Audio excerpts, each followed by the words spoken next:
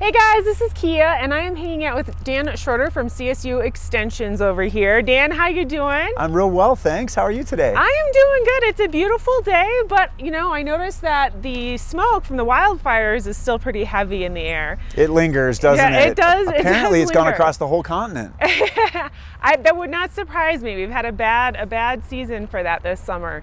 And we've been in a fire ban all summer. I mean, I think even before the snow melted this spring, we were in a fire ban, and it just snowed like 8 inches like last week, still in a fire ban. Why, right? Why are we in a fire ban if we've got all this snow? Oh, goodness. The fire ban, it's a bigger story. And actually, our elected officials put Summit County into a stage 1 fire ban year round. Oh, so I did not know that. You're really only allowed to have a fire in a campground with a designated fire pit, metal ring, as well as in your backyard if it's a manufactured fire pit, or if you have a permit from your fire district. That's the stage 1 regulation. And why? And then we went into stage 2, and it's that we're dry. Even if it snows a little bit today or tomorrow, that's weather. That's a snapshot of something occurring. But over time, our climate, we're pretty much in a prolonged drought. And that's why we've been in a steady fire ban. So even when we've got like snow on the ground in wintertime, we're still in a fire ban because we're still in a drought?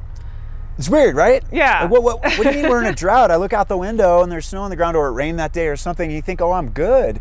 But in all honesty, that snow or rain hits the surface and ends up sort of flowing over the top to our waterways, and it flows away.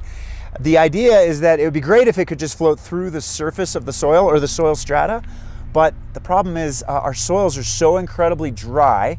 That means our trees are incredibly dry. They don't have much to pull up to drink, and our landscape then, from a macro view, pull way back, the whole thing is incredibly dry. But the grass is green. Well, that's irrigation.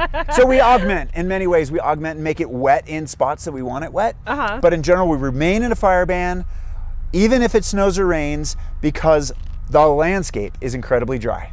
So this kind of makes me think about like when I have my houseplants that I haven't watered for a while, and I go to water them, the water just kind of beads up on the top of the soil and kind of runs off to the sides as opposed to actually sinking down into the soil. Is that essentially what's happening with our snow melt and anytime it rains up here then? I like the way you say that, because it's something we can envision, right? People in general have a hard time seeing 50,000 million acres or, from that 50,000 foot view. So look at your houseplant.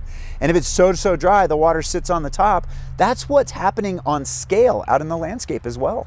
Well, Dan, thank you so much for basically enlightening us. And if people want to know more about what's going on with the weather in Colorado and what's up to date with the fire ban, where can they go?